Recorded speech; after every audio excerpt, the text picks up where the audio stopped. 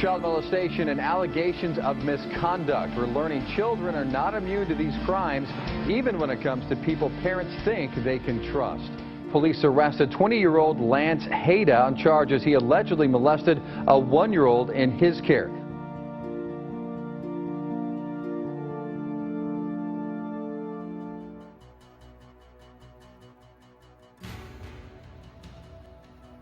Think of a child. Maybe your own child. Or maybe it's a child you see regularly. Your niece, your grandchild. I'll bet the first thing that comes to mind is innocence and sweetness. Now imagine that child abused. There is a cruel reality for those who are abused. Never really fitting in. Never able to trust. Feeling guilty. Sad. Scared. In agony. The facts are staggering. Studies show that as many as 1 in 4 girls and 1 in 7 boys will be sexually abused at some point in their childhood. In as many as 93% of child sexual cases, the child knows the person that commits the abuse. Kids are vulnerable at any age. Sadly, 88% of cases of sexual abuse are never reported to the authorities. Many victims will not report their case of child sexual abuse until they're over 30 years old, allowing the perpetrator to continue their reign of terror on many children and for many years. The convicted serial child sex offender will abuse on average 117 victims, and some have abused 380 children before being caught and convicted. What does a child sex offender look like? Anyone. This is any person of any age, of any economic standing, of any religion or race.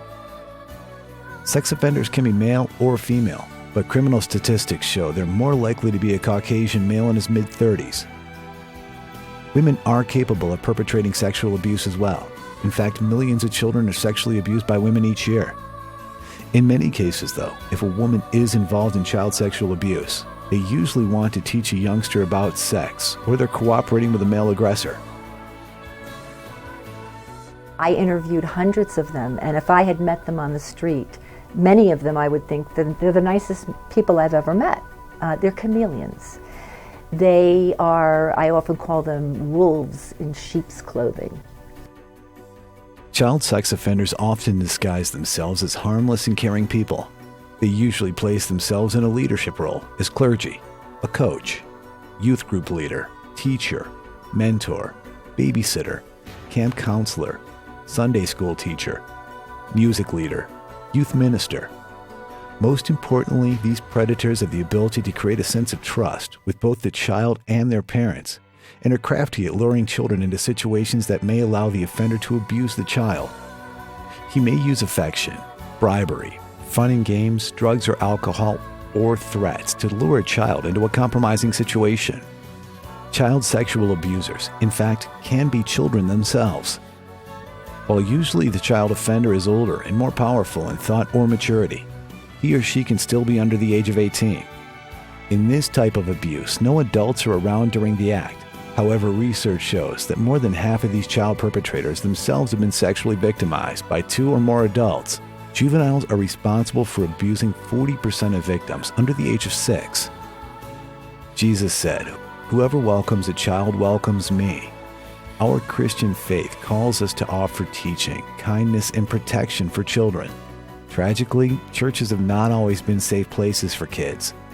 Child sexual abuse, physical abuse, exploitation, and ritual abuse occur in churches small and large, rural and urban. It's hard to imagine, but it happens everywhere. We don't like to think that any person in the Sunday school, youth ministry, children's ministry, or any other part of the church would harm a child. But it's that belief that attracts the perpetrator to your church.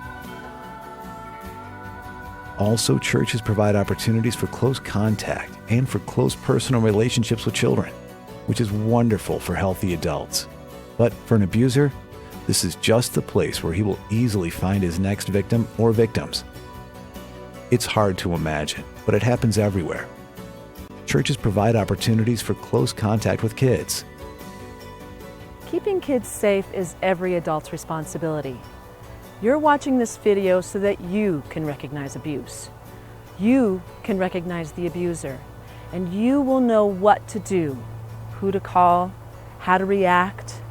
Safeguarding children from abuse is in your hands. Don't turn away. Don't be embarrassed. Don't think, oh, that doesn't happen here.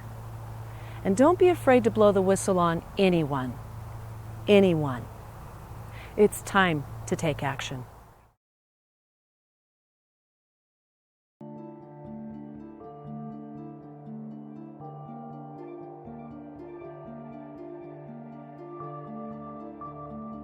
Part 1. Types of child abuse in Zero Tolerance Policy.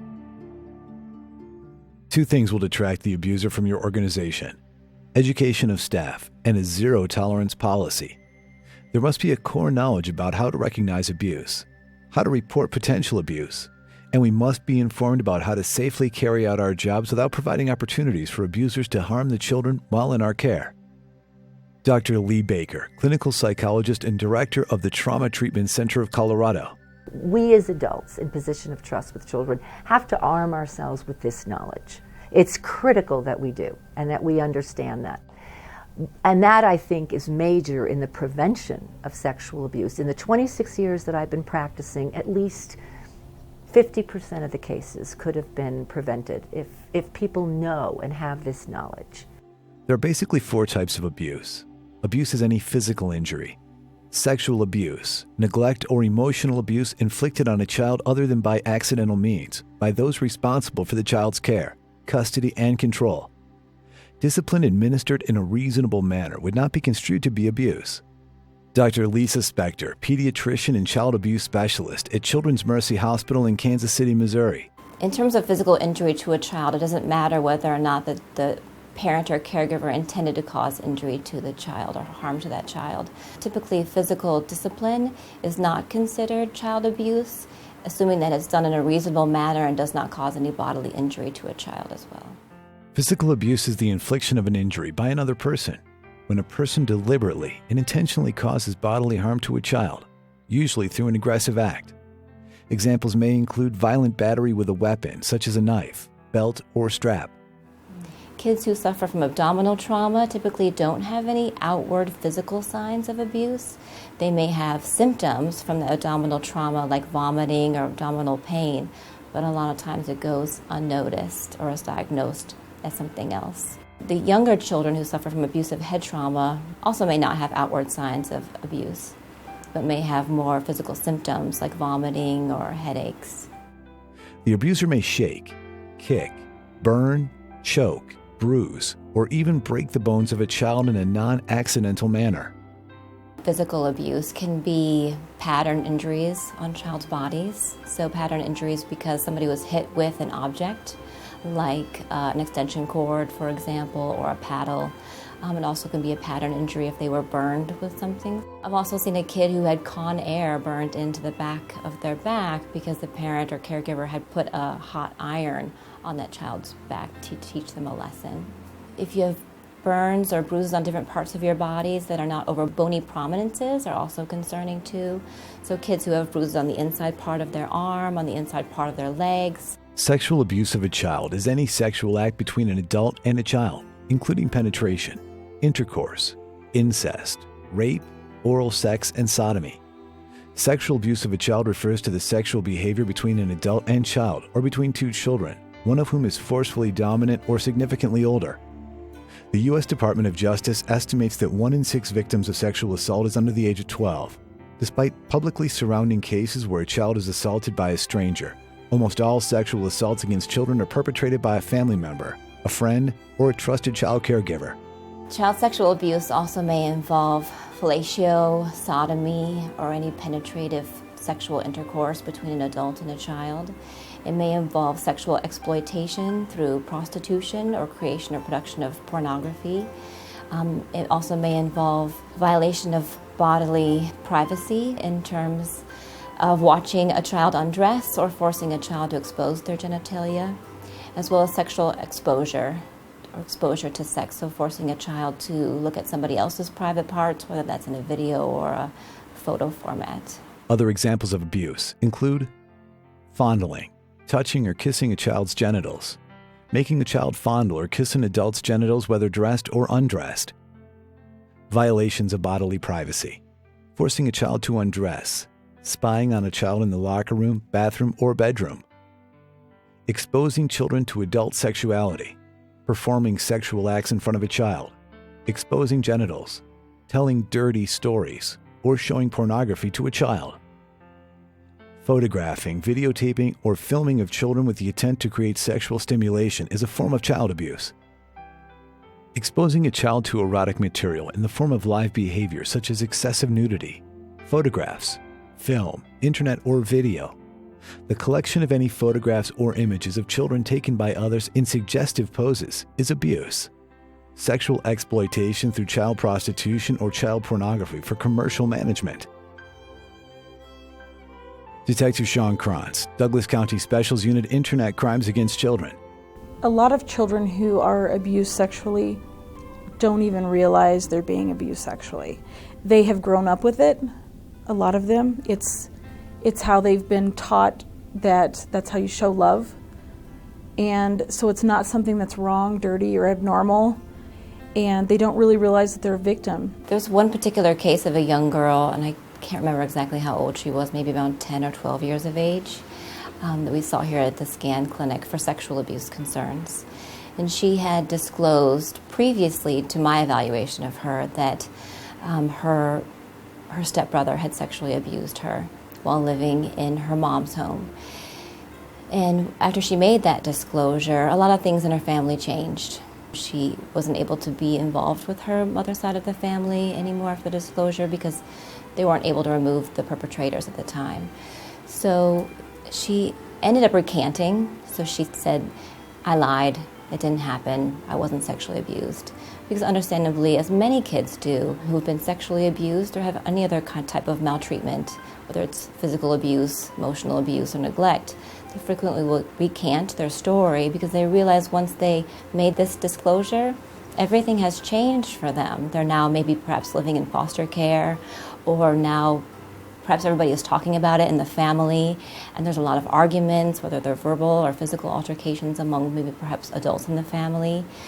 And maybe they're going to a different school now, and they're not able to hang out with their friends, or they're not able to even see the perpetrator, perhaps makes them upset as well, depending upon who that perpetrator is and the kind of relationship they had with that child. For example, if it's an adult, or in this case, a brother that they were somewhat close with, that it's difficult, those changes, and sometimes kids just want to make it go away by saying, you know what, I made that up, when really they didn't. Neglect is the failure to provide the proper and necessary support and education, nutrition, and medical, surgical, or any other care necessary for the child's well-being as required by law. Neglect is when a person endangers a child's health, safety, or welfare through negligence. So neglect can take many forms, including physical neglect, medical neglect, emotional neglect, and educational neglect. Physical neglect involves not providing for that child's food and shelter and clothing, as well as supervisory neglect is included in that as well. Medical neglect involves not providing for the child's medical or mental health care needs. Educational neglect involves not providing education for that child or attaining special needs if that child requires or needs special educational needs. Categories of neglect. Physical neglect is when the caregiver fails to provide basic physical necessities such as safe, clean, and adequate clothing, housing, food, and healthcare. Environmental neglect is characterized by the caregiver's failure to ensure environmental safety, opportunities, and resources for the child. Emotional or psychological neglect is when the caregiver doesn't offer love, nurturance, encouragement, or support. Educational neglect is distinguished by a caregiver's failure to provide appropriate educational opportunities.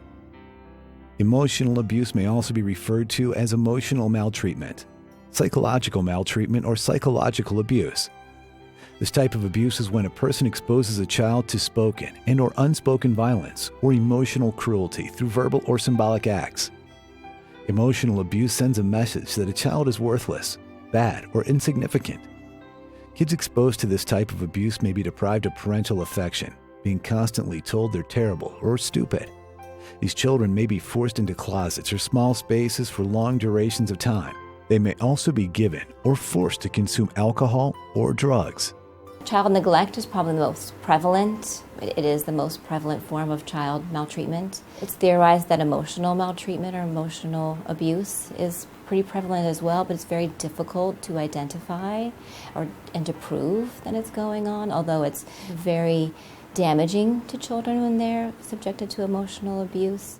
Emotional abuse is difficult to prove, but is extremely devastating to the victim. Emotional maltreatment typically takes 5 main behavioral forms. Rejecting is when the adult refuses to acknowledge the child's worth and the legitimacy of the child's needs. Isolating is when the adult cuts off the child from normal social experiences, prevents the child from forming healthy friendships, and makes the child believe that he or she is alone in the world. Terrorizing. The adult verbally assaults the child, creates a climate of fear, bullies and frightens the child, and makes the child believe that the world is unpredictable and hostile. Ignoring is when the adult deprives the child of essential motivation and responsiveness, stifling emotional growth and intellectual development in the most extreme sense. Corrupting is when the adult motivates the child to engage in destructive, antisocial behavior, reinforces that rebelliousness, and makes the child unfit for normal social experiences. The earlier the abuse is caught, the better the chance of recovery and appropriate treatment for the child. Remember, abuse can happen anywhere in your organization. If a child reports that he or she has experienced the behaviors detailed in these descriptions, serious attention should be paid to the report. Abuse can occur in any organization that serves children. Kids are the most defenseless members of our society, so pay attention and take immediate action.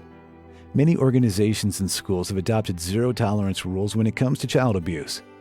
Zero-tolerance policy is a swift crackdown on a crime or undesirable behavior, implemented with harsh punishment even for first-time offenders, regardless of accidental mistakes, ignorance, or extenuating circumstances. Given that most child abuse is perpetrated by people who are well known to the child, family members, friends, most child abuse happens in everyday areas. So in the home, and in the neighbor's home, in a friend's home, in a relative's home, at school, at church, in the supermarket. Safeguard from Abuse will help you identify child abuse. Please answer the following questions in your head. The answer will reveal itself. Question number 1. What are the 2 actions that will detract the abuser from your organization? A. No cell phone use and no overnight trips. B. Education of staff and a zero-tolerance policy. C. No pocket knives and wearing only organization logo t-shirts. 2. What's the most common form of child abuse? A. Neglect. B. Sexual abuse. C. Physical abuse.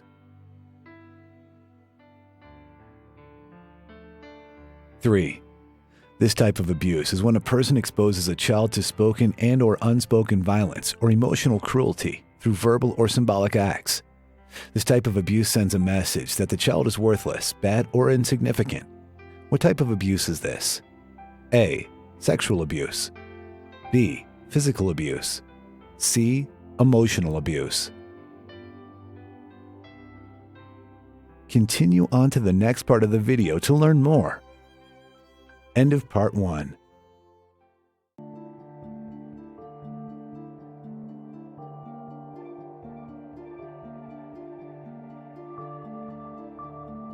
Part 2. 9 of the most common characteristics of a predator, and lures and ways a child sexual predator finds and grooms their next victim. They look like me. They look like my husband. They look like my boss. They look like your minister. I have personally arrested people who were actually technically rocket scientists working for the government. I have arrested soldiers coming back from Afghanistan. I have arrested the typical view of what a pedophile looks like, the dirty, grungy, boogeyman looking type. They look like anybody. It's not easy to identify adults who sexually abuse children. Sometimes offenders are married, sometimes they're single, some professional and some retired. Pedophilia is a sickness that knows no bounds, and offenders infiltrate every segment of society. While there's no single personality profile that fits perfectly, criminologists and psychologists will tell you that there are many common factors found. All sexual predators are similar in some aspects. From this, the basic profile and characteristics list is created. A need for power and control. Many abusers were abused themselves. This brings a whole list of emotional problems, including a deep sense of helplessness. Feeling in control for an abuser is paramount. Achieving control over a child is easy for an adult. Adults are bigger, stronger, and have intellectual maturity. Sexual behavior between an adult and a child is an obvious mistreatment of power. Offenders act out of reaction to low self-esteem. They use their violent actions to exercise control and power to enhance their own self-image, to feel powerful, and to dominate others. Dr. Lee Baker. Sexual predators do share some common traits. So let's look at a few. One is a sense of entitlement, that the world is theirs for the taking, and that they are exempt from the normal rules that govern other people. They're different. They have a sense of entitlement. A sense of entitlement. Many abusers hold this attitude in the most extreme sense and believe that the world owes them, and they want to collect now. They always want more. Whatever you do is never good enough for them. They'll always generally show no gratitude. These people feel that it's their privilege or right to abuse a child. One of the biggest indicators of sexual predators is a sense of entitlement or pompous sense of self. People with narcissistic behavior have a false sense of power that allows them to break the rules of society, believing that the laws do not apply to them, and they don't feel remorse when they get caught. Low self-esteem. Intimacy can be difficult, even impossible, for those with low self-esteem. Because of this lack of intimacy, a person can become either aggressive toward others or completely distant and detached. Those with severe low self-esteem are rigid, domineering when given the chance, and isolated. The feelings of insecurity make him extremely defensive. A low self-esteem. We find that many of these sexual predators really don't feel very good about themselves inside. They don't feel very healthy because many of them come from troubled childhoods. And you have to understand that children who are sexually abused, a majority of them do not go on to sexually abuse other children as adults. However, of the population of sexual abusers, majority of them, almost 90% of them, have been abused in their own childhood. So they have a very troubled childhood. They look for relationships in which they feel empowered and in control, which is one of the main driving forces behind abuse and molestation. It can be difficult to spot a person with low self-esteem as they generally put on a happy facade to deflect questions or suspicion. Lack of empathy. This is someone who's unable to imagine oneself in another's place and understand the other's feelings, desires, ideas, and actions. This causes the abuser to create rationalizations as to why he abuses a child. The child wanted sex. The child needed to be hit. The child should be blamed and shamed. They actually believe that the child or others did something to warrant being screamed at, demeaned, humiliated, and made to feel physically or emotionally powerless. Lack of empathy allows them to justify otherwise unjustifiable treatment of those around him or those he lures into his life. How can someone sexually abuse a child? And when you look at these characteristics, you begin to understand how they rationalize this behavior. An important thing is they have a lack of empathy for their victims. Because if you really understood what this was going to do to a child, you would not sexually abuse them. They have a lack of empathy because they focus on themselves and their own needs, and it's an inability to really place themselves in somebody else's shoes. And we find that that's a very important characteristic that they share. Refusal to take responsibility for his or her actions and blames others or circumstances for failures. Ironically, those who abuse children usually define themselves as victims. Many abusers blame a terrible childhood, betrayal by a loved one, unfair society, or any other excuse that can help them avoid responsibility. These individuals blame others for the consequences that resulted from their own actions. Sexual abusers will even go to the extreme that his victims were aroused and enjoyed the sex games he played with them, again, avoiding accountability. The typical sexual predator is very immature in his or her understanding of intimacy. It's like they truly want closeness, but they lack the skills to feel fulfillment and trust. The inability to accept responsibility for actions and behaviors is a result of insecurity. By accepting responsibility, one feels they're admitting to being weak, powerless, or defenseless. It may cause one to feel they will lose their sense of value and importance, two qualities an abuser craves. They blame others for their unfortunate circumstances. It's always someone else's fault. It's always the child that perhaps engaged them in this behavior, or the young adolescent that was sexually seductive with them. So it has to do with blaming others and not really taking full responsibility for their actions. The narcissistic abuser is often found in high positions and in positions of trust, giving them a sense of importance. They can be charming, outgoing, and well-liked. They feed on the admiration of others. Children love them and give them tremendous pleasure and fulfillment, and this unfortunately renders them prey to the narcissist's self-gratification. A history of abuse and/or a troubled childhood. Child abuse is a problem that's centuries old. This problem is not just characteristic of the 20th century. As early as 1884, Great Britain founded the National Society for Prevention of Cruelty to Children in an effort to protect children from brutal treatment. The first state in the United States to legislate protection for children was New York. Through the years, other states passed such laws. In the early 1960s, child abuse was identified as an observable, clinical condition, which could be a serious threat to a child's life. Most perpetrators have experienced some sort of childhood abuse themselves, and unfortunately, they've never processed this childhood conflict. He or she may have been abused or witnessed abuse at the hands or words of a parent. Typically, the abuser repeats the intergenerational cycle of trauma, projecting his rage and anger on those he supposedly values. Sadly, about 30% of abused and neglected children will later abuse their own children, continuing the horrible cycle of abuse. And about 80% of 21-year-olds who were abused as children could be diagnosed with at least one psychological disorder. Deviant sexual behavior and thoughts. This profiles a person who has sexual perversion or deviation, a condition in which the sexual instinct is expressed in ways that are socially prohibited or unacceptable or are biologically undesirable, such as the use of a non-human object for sexual arousal, sexual activity with another person that involves real or simulated suffering or humiliation, or sexual relations with a non-consenting partner. It appears that deviant sexual arousal is a factor in abnormal sexual behavior, mostly in the case of pedophiles.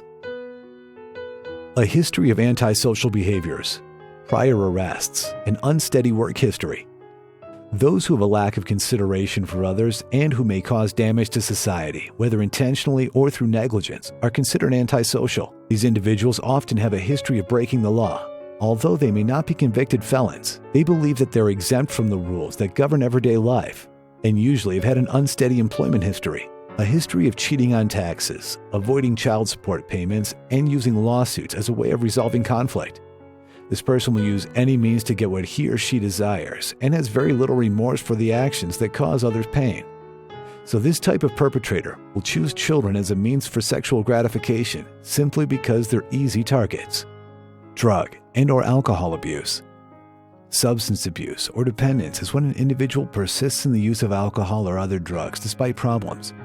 Compulsive and repetitive use may result in tolerances to the effect of the drug, and some may use them to cope with emotions and situations in an abusive way. For pedophiles, sexual fantasies, feelings, urges, or behaviors towards children will become enhanced and they'll most likely satisfy their urges when intoxicated. You can have all of those characteristics and not be a sexual predator. However, sexual predators do share some common traits.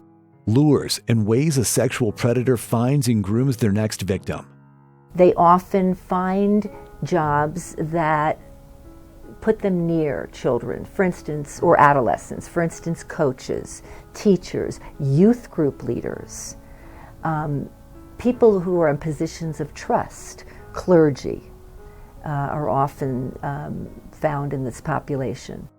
But the predator will become friendly even with the parents and with the neighborhood so that he gains the trust of everyone around him or her, and therefore gains access to the children. It really does draw that child away from their family, their friends, because they become their best friend. They listen, they never have a coarse word, they never disagree with them, they gain trust, and that's something that is very ill perceived with the children, trust, because a lot of them can't even fathom some of the things that can happen to them.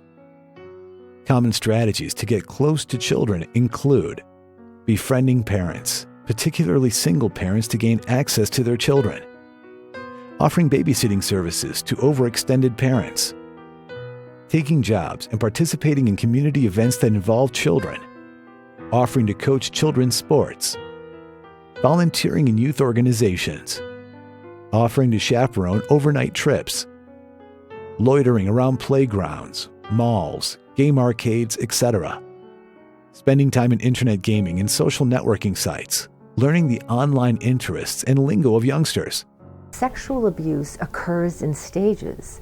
Therefore, if you understand the stages of sexual abuse, you can prevent sexual abuse from happening because you will stop this, process from happening. In most cases, it is a process. The first step is identification. A predator will have access to children, and he or she will identify which child is the most vulnerable, which child will keep a secret, which child is the most compliant, which child perhaps is the most needy, a child whose parents have just gone through a divorce, a child who has lost a pet, who has lost something important, is unpopular at school. These children might be very vulnerable, and therefore the predator is detecting at this stage which children are vulnerable. Then the predator approaches, and there's always a soft approach, such as becoming a friend to the child, giving the child compliments. It's very benign at first, but it is an approach. They're testing out how far they can go with this child.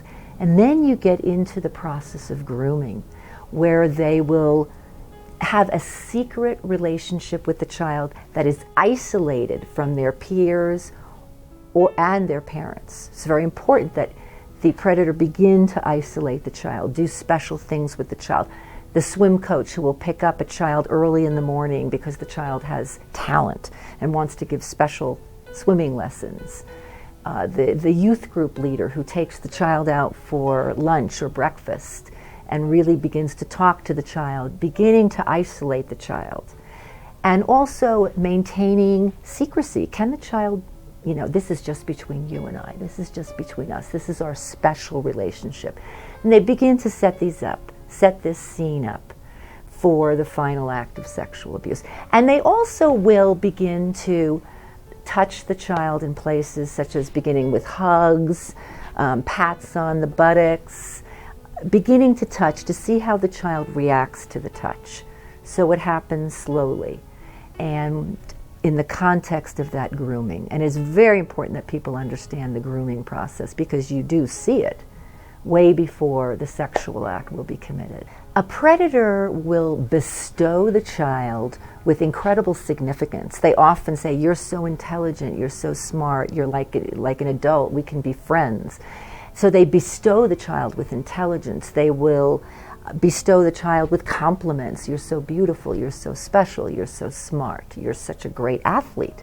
And they also will give presents, special favors, special treats, even gifts, collecting gifts, which is an important sign. If a child is receiving something and keeping it secret, or even if they're not keeping it secret, that is a warning sign, because the predator is, rewarding the child for engaging in this inappropriate relationship with them.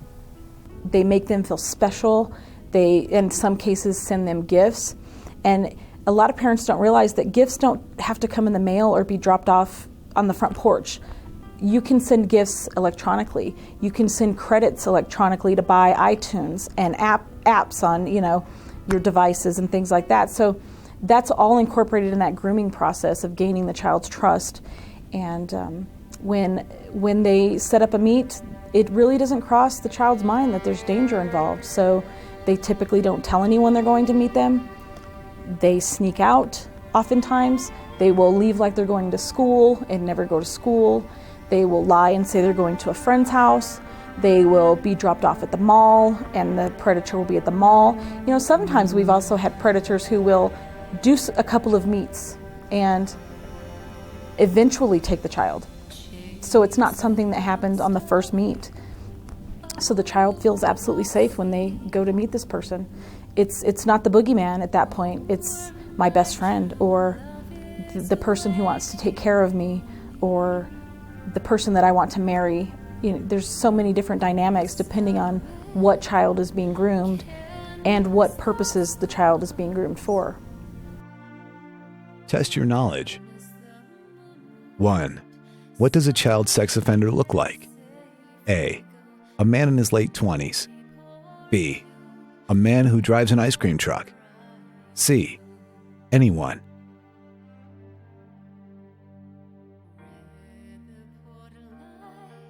2. What percentage of abused children will later abuse their own children? A. 30%. B. 40%. C. 60%.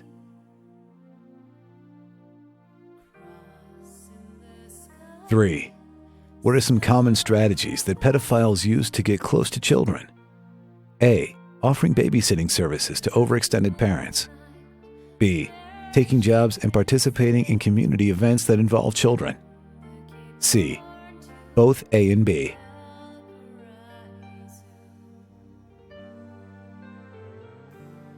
Continue on to the next part of the video to learn more.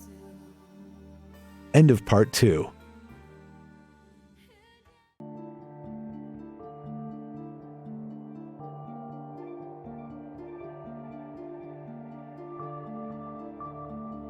Part 3. Behaviors and signs of an abused child. Appropriate and inappropriate touch in female predators.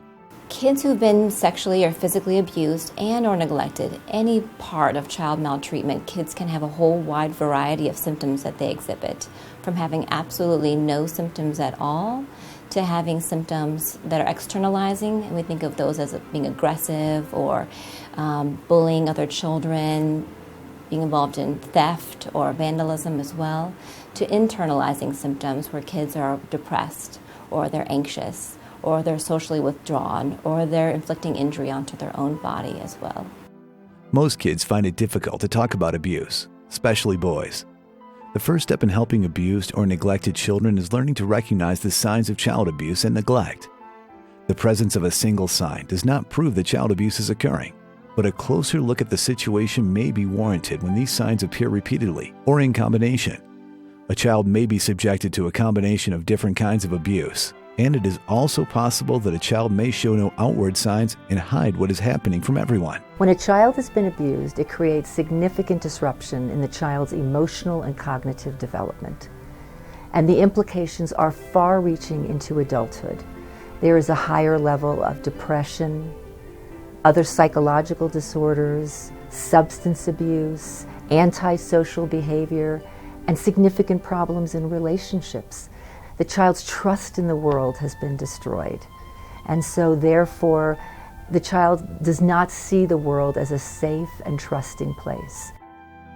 Children who are physically abused may be nervous around adults, be watchful as though preparing for something bad to happen, have unexplained recurrent injuries or burns, have difficulty playing, act aggressively toward adults and other children, be unable to concentrate at school, suddenly underachieve or overachieve at school, refusal to undress for gym, self-destructive tendencies, find it difficult to trust other people and make friends, arrive at school too early or leave after the other children have left, fear that suspected abuser being contacted. So we're seeing more and more of child-on-child sexual abuse these days. There's lots of different thoughts as to why that might be the case. When kids have experienced maltreatment themselves, it involves a loss of control for that child. Somebody has kind of taken that power and control away from that child. And one of the theories is that in order to get that power and control back, they then do it to somebody else. But another part of that may be that when something like this happens to a child and they're trying to figure it out, they're trying to understand, what is this? Why did it happen? What is this all about? And part of that then perpetrating on another child is them kind of trying to figure out what it was that happened to them through doing it to somebody else, unfortunately. Children who are sexually abused may behave differently when abuse starts, care less about their appearance and or health, talk or act sexually at too early an age, suddenly draw sexually explicit pictures, be secretive and stop talking about their home lives, start soiling themselves, be unable to sleep, suddenly find physical contact frightening, run away from home, have medical problems such as chronic itching, pain in the genitals, or venereal diseases, have other extreme reactions such as depression, self-mutilation, suicide attempts, running away, overdoses, or anorexia. It's important to understand normal childhood sexual development, to understand what is appropriate and what isn't. And normal sexual play does occur between children even as young as 2, 3, 4, when they're beginning to explore their bodies. Sexuality is something that develops from infancy to adulthood. And when a child is sexually abused, the thermostat on that development is turned completely up, and a child is catapulted into adult sexuality, and they're having to deal with it. So let's take an example here. We'll go beyond the normal sex play, because the normal sex play happens, and it could be secret, but it happens, it's funny, it's giggly, it happens between children of the same age, often of the same sex, and it doesn't predominate the child's play. It happens here and there. But when you have children perpetrating on other children, the perpetrator, the child perpetrator, is exposing that child to either sexuality that is way beyond what they would normally know, and therefore the child is overwhelmed by the sexuality. Clearly it looks like the girls are more sexually abused than boys. There's some concerns that perhaps boys are just not reporting sexual abuse as much as girls, especially in our society. If a boy is sexually abused, particularly by a woman, sometimes people perceive that to be different and not necessarily sexual abuse. And if a boy is sexually abused by another male, then that boy sometimes has feelings of, does that make me a homosexual because I've been sexually abused by another male? And that's sometimes very difficult for kids to resolve or process through, and it makes it even harder for them to disclose the child's sexual abuse. Children who are emotionally abused may have difficulty learning to talk or will suddenly not be able to speak up, find it hard to develop close relationships, be overly friendly with strangers, be unable to play imaginatively, think badly of themselves, overreact to mistakes, underachieve at school, have extreme fear of any new situation, have neurotic behavior such as rocking, hair twisting, or self-mutilation. And the most important thing that I could impart to teachers or coaches in terms of how to recognize somebody who might be abused or neglected is to see if there's any change in that child's mood or behavior that warrants someone to have a conversation with them or to increase their awareness that maybe something's going on for that child. And it might not be abuse or neglect, but in the unfortunate circumstance that it is, it's important to recognize. Children who are neglected may be constantly hungry, even emaciated, is constantly tired, has a poor state of clothing, untreated medical problems, no social relationships, compulsive scavenging, destructive tendencies. Unless you teach them what to do when that happens, then you're only giving them half of the information if you only tell them that this shouldn't happen. You need to give them that part of what do you do when this happens. You can say no, and go and tell somebody, or leave the room, and it's okay if it does happen to tell them that piece as well, but to make sure that you come and tell somebody after that does happen and feel comfortable. And finding a variety of people that child feels comfortable to tell, because a lot of times they will not tell their parent. It's the teacher or it's the coach or it's somebody else that they know can handle that information. Appropriate and inappropriate touch and behaviors. Most formal child caretakers, clergy, and coaches have been formally trained in the skill of appropriate and inappropriate touch. But what about the volunteer or helper? What separates an innocent hug from an aggressive grab? What about a kiss on the cheek, pulling a girl's ponytail, or a pat on the bottom after a slam dunk or a touchdown? What about when a first grader wants to hold your hand while on a field trip? We have had people very, very respected and held in very high regard in the community that submerge themselves in youthful activities so that they can have a larger victim pool. For most adults, we know that showering naked with other people's kids is just absolutely wrong. But what if a child wants to hug you? This is okay as long as you don't prolong the hug or touch the child in any areas that a bathing suit would cover. Hugging may be appropriate and positive in some circumstances, but it can also be inappropriate if the child is not responsive, if the employee or volunteer is hugging too often or for too long, if the contact is romanticized or sexually intimate. I interviewed a man who had sexually abused an 11-year-old. And in his mind, he rationalized the abuse and saw it as a positive thing for the young girl because they had a relationship. He did not see it, not couch it in terms of abuse. So he had a lack of empathy for this child. He felt a sense of entitlement that he can, do these acts and it's okay, and a very disturbed sense of what relationships really are. The sexual predator often has a very distorted view of relationships. They also, an important part, is have a very high need for power and control. And often the sexual act in itself may not be sexually satisfying, but it's an expression of power and control. Because we're sometimes unsure what appropriate behavior with kids is. We're uncertain when abuse is really happening or not. For most of us, we have a social understanding of right and wrong touch, but it's hard to know all the time what's definitely appropriate with children. Here are some guidelines and good practices. The top 10 nevers. 1. Never tickle children. It's overstimulating and is considered to be a deceptive device that may lead to more inappropriate touching, such as fondling. 2. Never engage in rough, physical, or sexually provocative games, including horseplay. 3. Never allow or engage in inappropriate touching of any form. 4. Never allow a child to stand between your legs when seated. Gently guide the child to your side. You may still speak eye to eye and comfort the child, or talk quietly with them at your side. 5. Never hold school-aged children and older children on your lap. Holding a preschooler or toddler on your lap is appropriate for short time spans when comfort is needed. 6. Never allow children to use inappropriate language or make sexually suggestive comments to a child, even in fun. 7. Never show pornography or involve youth in pornographic activities or photographs. 8. Never let them out of your view. All activities and practices should be scheduled so that all children are within your sight at all times. 9. Never kiss a child on your lips. Never let a child kiss you on the lips.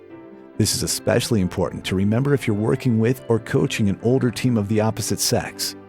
Don't let the excitement of the moment allow you to lose your senses or permits a youth with a crush to lose theirs. 10. Never let allegations a child makes go unchallenged or unrecorded. Always act promptly. The predator will normalize inappropriate behaviors. Oh, we do it to everyone. We pat them on the back. We give the adolescent girls a big hug. Okay, we throw them in the pool. We wrestle with them. He or she will normalize these behaviors. Female predators. No one thinks a woman can be a sexual predator. However, it does happen. It's not as prevalent as male sexual predators, but it can occur. In fact, millions of children are sexually abused by women each year. Like male predators, there seems to be no defined demographic. Female predators can be teachers, coaches, tutors, youth group leaders, moms, and grandmothers. Unfortunately, there are people in positions of trust with our children who violate that trust. They represent only 1% of all adults incarcerated for sex offenses and 2% of all females in prison. Some have only one victim. Many have several. These women usually initiated the activity, taking advantage of boys or girls who were sexually stimulated, flavoring their crime with a romantic tone. When interviewed, most female predators said they felt sorry for the youngster and wanted to help or teach them about sex. In most cases, there was no violence involved. Some of them say, and the children were willing to engage in sexual activity with them. Most female sexual predators are immature, dependent, and sensitive to rejection, so they tend to gravitate toward younger people. The risk of rejection is less likely, and they create situations in which they can be in control. The other type of female sexual predator is one that's cooperating with a male aggressor. She's considered a reluctant partner. These are women typically in long-term relationships who go along with sexual exploitation of a minor out of fear of being abandoned by her partner or of being physically abused herself. In our society, the thought of a woman sexually abusing a child is horrific. We are in a position of caring for children. Women are maternal. They are nurturing. So the thought of a woman sexually abusing a child, an adolescent, is horrific to us. It's difficult for us to conceive of. However, in my research and in my work with 26 years with children, I have seen many cases where a female has abused a child. More often it occurs with a woman who is in a relationship with perhaps even a child as young as 11.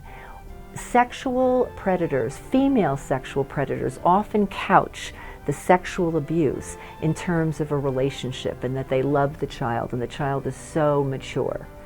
And that in that context. However, there are other incidents and other cases that I have dealt with. For instance, a young boy who was sexually abused by his camp counselor. He was away at camp, and his female camp counselor sexually abused him. So females do sexually abuse children, and they should be part of the background check. Please answer the following questions in your head. The answer will reveal itself. Question number 1. Studies show us that how many girls and boys will be sexually abused at some point in their childhood? A. 1 in 4 girls and 1 in 7 boys. B. 1 in 8 girls and 1 in 12 boys. C. 10% of girls and 50% of boys.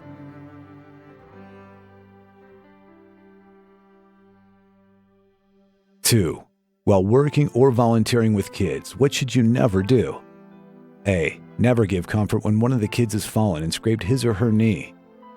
B. Never engage in rough, physical, or sexually provocative games, including horseplay. C. Never hold a preschooler or toddler on your lap for short time spans when comfort is needed.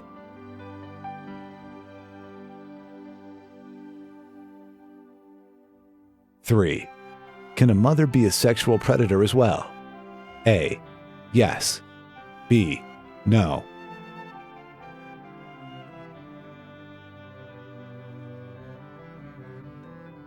Continue on to the next part of the video to learn more. End of part 3.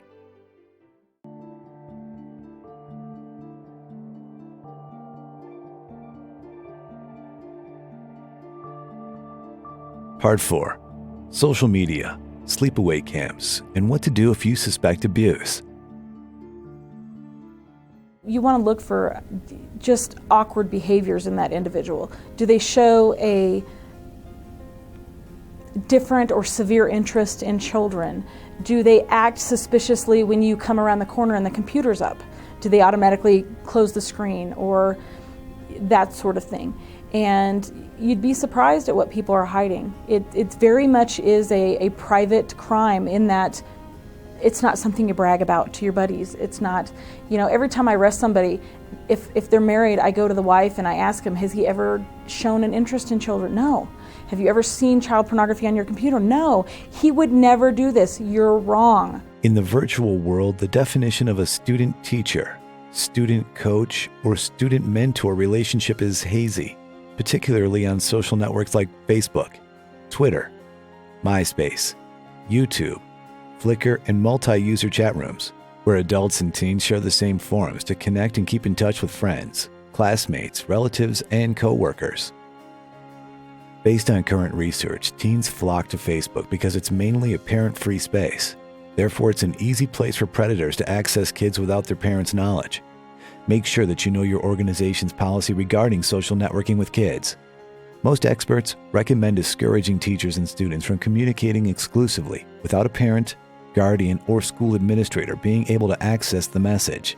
Federal laws against people producing, sharing, distributing child porn, and including that is having children view internet pornography or producing pornography that's then shared on the internet involving a child. Group activities and sleepaway camps. Some activities such as evening meetings or practices, one-on-one mentoring, overnight trips, bathing, changing, bathroom interactions, and nighttime activities pose greater risks for child sexual abuse. The less background work you do on somebody, the less requirements you have, the more likely you are to get some of these people in your organization or in your midst, so to speak.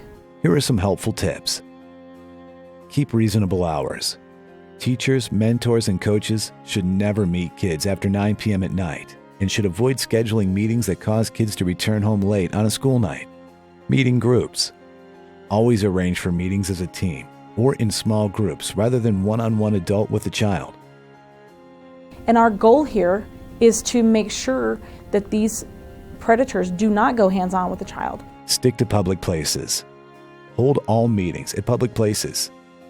Examples of good meeting spots include public parks, coffee shops, restaurants, and libraries. You should never meet one-on-one in a private location such as a home, apartment, or private office.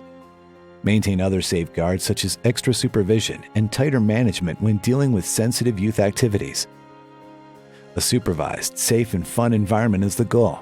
That means strict rules that are adhered to at all times. Instituting good rules and boundaries about what is appropriate, what's not appropriate, having curfews for those children in terms of showering, if they're going to shower at the sleepaway camp. Background check on all staff and volunteers. I use the drug analogy. It's not like using marijuana as a gateway drug to heroin. You don't rob banks as a gateway drug to child pornography. You either are attracted to children or you're not. And typically they're law-abiding citizens. In my 9 years, I've arrested 3 people who had prior child pornography charges. So that's not a huge number. Educate in both formal training sessions and in informal settings, such as constructive conversations. Always meet in groups. Will the campers be taken off campus for day or overnight trips? If so, check the driving records of all drivers. Keep a structured schedule where all kids and adults are accounted for. No adult should dress, undress, bathe, or shower with children. If I hire a teacher and I am talking to this teacher and I tell her that we in this school have a policy that we're open, there is no secrecy, there's no privacy in the relationship, the children, we are aware of sexual abuse, we are aware of problematic behavior, we will stop that before it happens. By saying that and letting the employee know that you have an organization that is completely aware of that and is set up and has preventative measures for that, the sexual offender is less likely to act out in this organization. They'll go find someplace else that doesn't have this kind of atmosphere. Out-of-program contact restrictions. Your organization should limit contact between adults and youth to organize sanctioned activities and programs and to certain locations, such as activities within your organization's building. A lot of parents have that false sense of trust and security. Oh, it's the youth minister. They're just talking to the minister. Who are you chatting with? The minister. Who are you texting with? Oh, the minister. You know what? That's not okay. It still needs to be monitored. It could be harmless, absolutely, and of course we hope that it is. But it could also be a grooming process. Develop a system for monitoring the comings and goings of all youth and adults who enter and leave your facility. The system might include procedures for signing in and out. Develop specific policies about interactions between youth and people not affiliated with your organization if your activities take place in public areas, such as a sports field or any sponsored outside activity. Reporting child abuse is not pleasant, especially when it involves the children of a relative, neighbor, friend, or a coworker. However, the worst thing you can do is nothing. If you fail to act, remember that the abuse or neglect the child may be experiencing will likely continue. So when you talk to kids and you're concerned that maybe somebody might be abusing them or they've been abused, it's very difficult, to find the right things to say. How do you address it with that child? So Sometimes if you find a physical injury on a child that you're kind of concerned about, or let's say they have a broken bone and you're wondering, what happened? How did you get that broken bone? It's reasonable, especially if you have a relationship with that child, to say, I noticed that you have this bruise or this mark on your arm, and I was just curious to know, how did you get that bruise on your mark on your arm? And then if they say something, you can ask a focused kind of question, and then if they give you a response that makes you a little bit more concerned, it's best to ask more open-ended questions then after that. So, if somebody says, so-and-so hit me, they say, well, can you tell me a little bit more about that? If you suspect abuse, you must call the local Child Protective Services Agency or Department of Human Services. All the way up to adolescence, children will test the waters to see how the caretakers will react. For instance, a child who is being maybe molested, let's give an example, by the janitor in the church at Sunday school, may tell mom or the Sunday school teacher, I don't like Mr. Brown, I don't like him. So they'll test out to see what happens. Oh, he's a nice man, there's nothing going to happen, forget it. So the child will stop. So it's important to understand that children will come out with the story slowly. And then they may say, well, I don't like what he does, or he's not nice. Again, they're testing. And it's important that people who are in a position of trust and caring for children understand that this is what children are going to do to test your response. So it's important that you be open, non-judgmental, and very calm. If children see that you are, oh my God, what happened? They'll stop talking about it. So children do test out, and we have to be savvy enough to know to know that this is the beginning, perhaps. And it may not. It may just be they don't like the janitor. Gather accurate information. Every situation is different.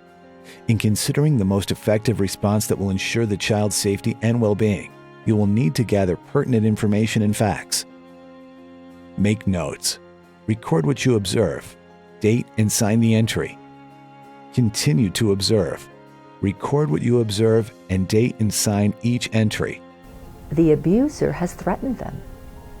They threaten them with, I will hurt your family, no one's going to believe you, you'll be taken to a home, you'll be taken out of your family. I've heard that often.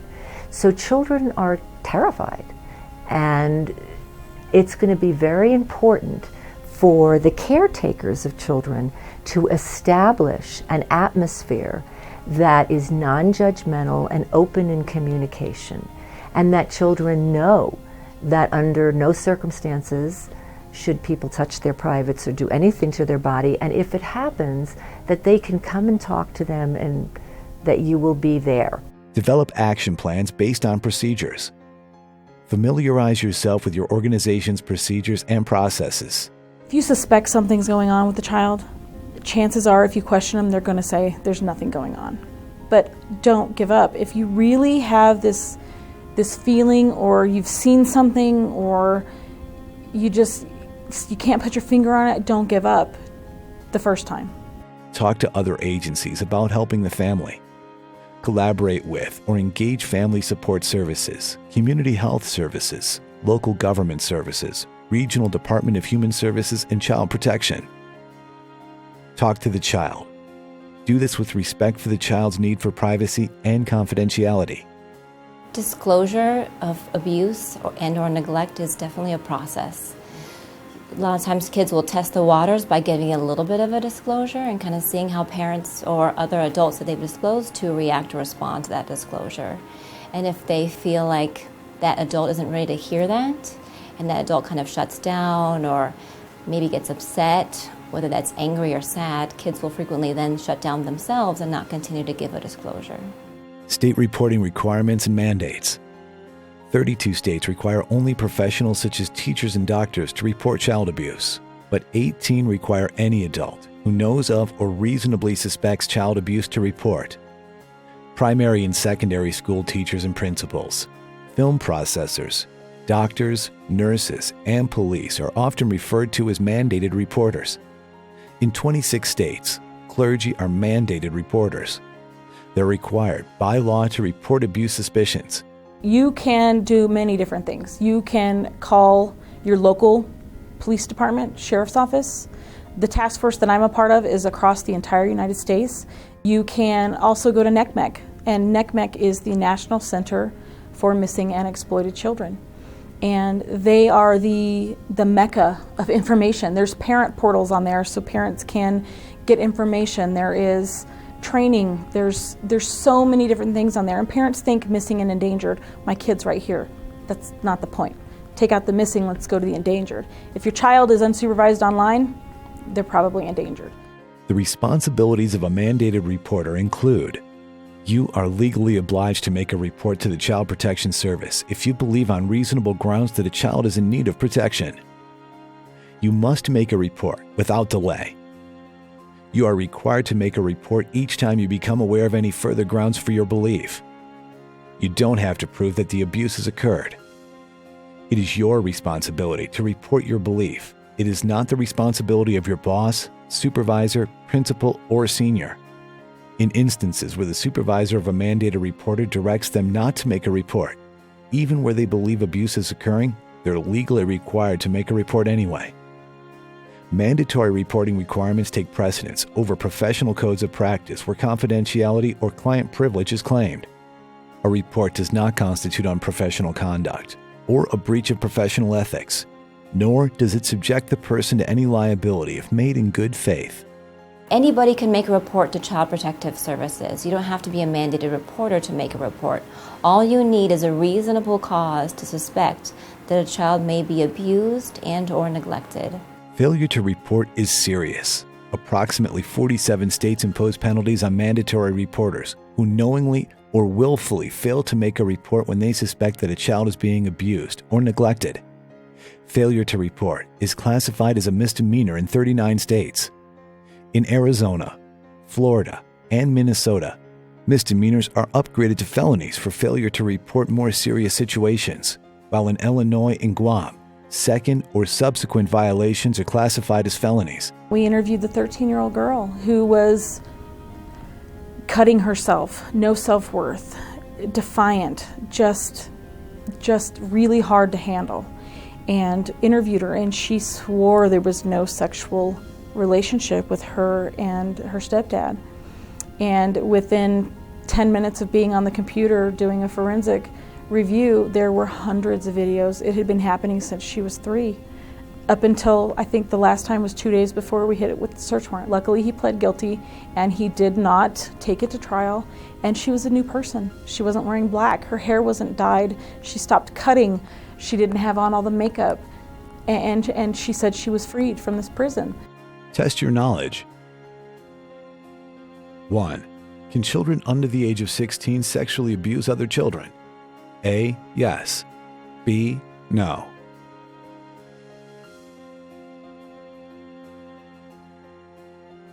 2. Social networking sites are an easy place for predators to access kids. Based on current research, why do teens flock to Facebook? A. Because they can share pictures with their friends. B. Because it's mainly a parent-free space. C. Because they can talk about their favorite sports.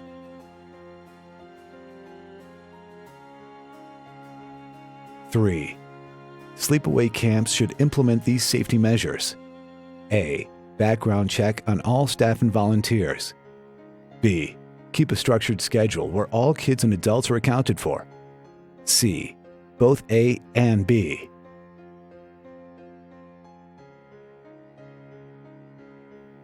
End of part 4.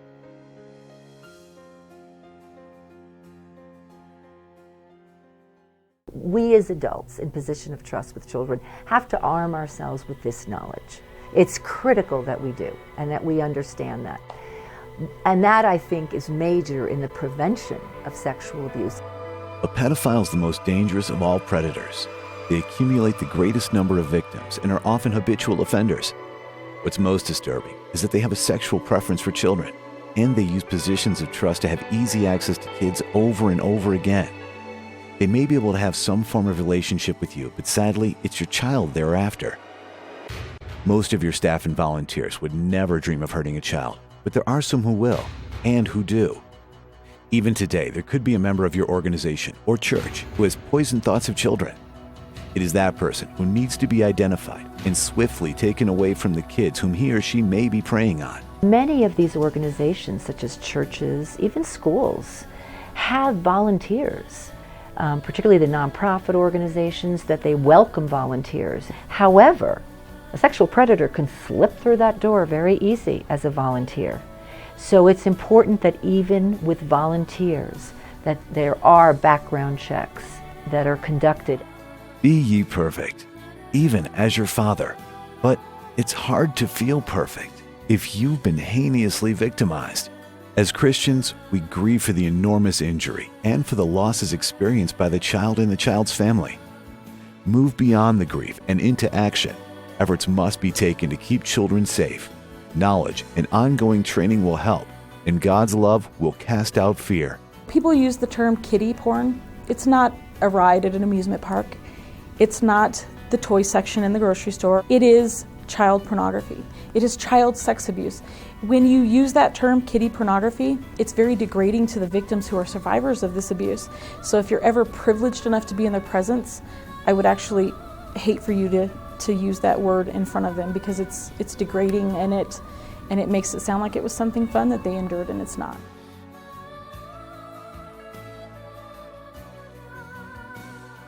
If by chance the subject matter of this material has brought up emotional trauma or memories of previous abuse, and you feel that you need support, please talk to a trusted friend, a psychologist, or a counselor at your place of worship. Perhaps there is a need for individual or family counseling. We realize that some people may be reminded of their own abuse memories and may still need some healing.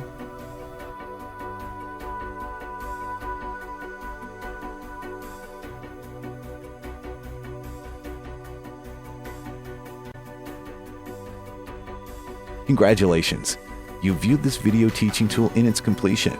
You will now be directed to a 20-question test. To pass, you must receive an 80% or better to receive Safeguard from Abuse certification. This test should take about 10 minutes to complete, and then print out your certificate. If you do not pass, you will have the chance to view this video presentation again and then retest. Thank you for being part of the solution.